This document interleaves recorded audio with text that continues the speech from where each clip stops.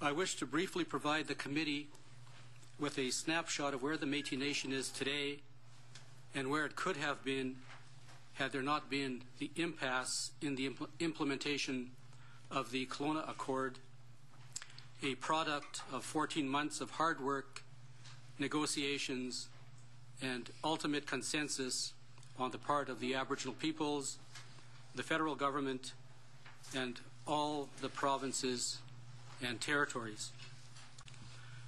The 2006 census shows that the Métis population is approaching 400,000 people, or 34% of the overall Aboriginal population, with nearly 9 out of 10 Métis living in the Western provinces and Ontario.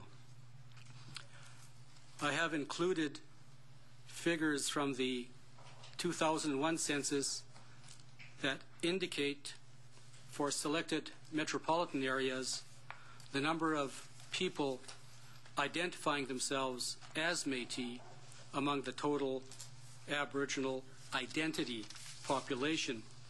And there is a chart in the paper, basically, of the 8 cities identified with respect to total Aboriginal identity population, which averages about 25,000. The Métis single response in terms of identity is about 11,000. So the percentage of Métis in terms of identity would be about 44%. So I just put those stats in there to show that there is a significant Métis population in this country. The social and economic conditions we live under are comparable to those faced by other Aboriginal peoples.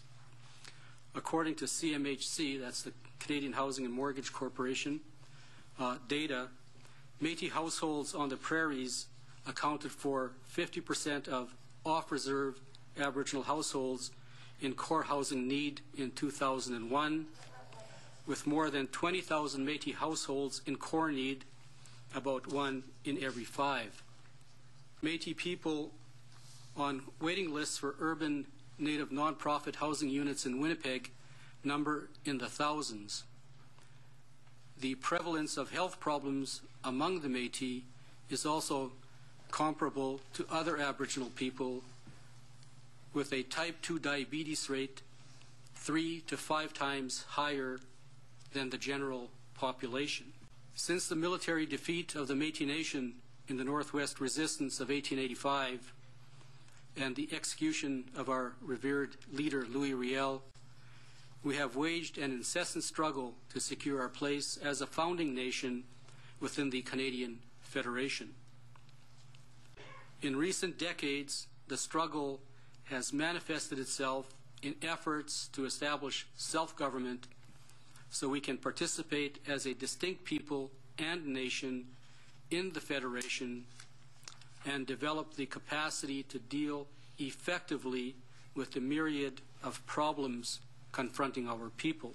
There have been some notable accomplishments, in particular the constitutional recognition of the Métis as one of the 3 Aboriginal peoples of Canada in 1982, the Powley decision of the Supreme Court of Canada in 2003, recognizing the Métis as a full-fledged rights-bearing people with constitutionally protected Aboriginal rights, and the increased capacity of our governance institutions to deliver social and economic development programs for the benefit of our people. Yet sadly, I must tell you that in 2008, the Métis are still excluded from federal jurisdictional responsibility and from all processes to resolve the rights of Aboriginal peoples, including the specific and comprehensive land claims processes. Even the limited test case funding that was made available to us to clarify our rights in the courts has been cut off. Our support for the Kelowna Accord was built on the commitment of former Prime Minister Martin to overcome historic obstacles in the relationship between the federal government and the Métis Nation. The Canada-Métis Nation Framework Agreement of May 31, 2005, signed by the Métis National Council and the Government of Canada, marked a major shift in the relationship of the parties to rights-based negotiations in order, quote, to engage a new partnership between Canada and the Métis Nation based on mutual respect, responsibilities, and sharing, end of quote. The agreement committed the parties to a process of negotiations over 5 years to resolve long outstanding rights issues between the Métis Nation and Canada outside of litigation, and to build the capacity of Métis Nation governance institutions to assume responsibility for federal programs and services suitable for devolution. The Canada-Métis Nation Framework Agreement set the stage for our strong support of the Kelowna Accord, which would have referentially included the former.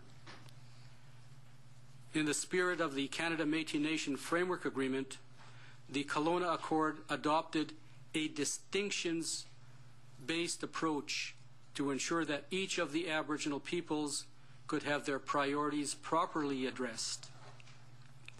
In the case of the Métis Nation, this promised an end to, quote, pan-Aboriginal, end of quote, programming, which was never more than a smokescreen for successive federal governments to avoid dealing with the Métis as a distinct people and nation.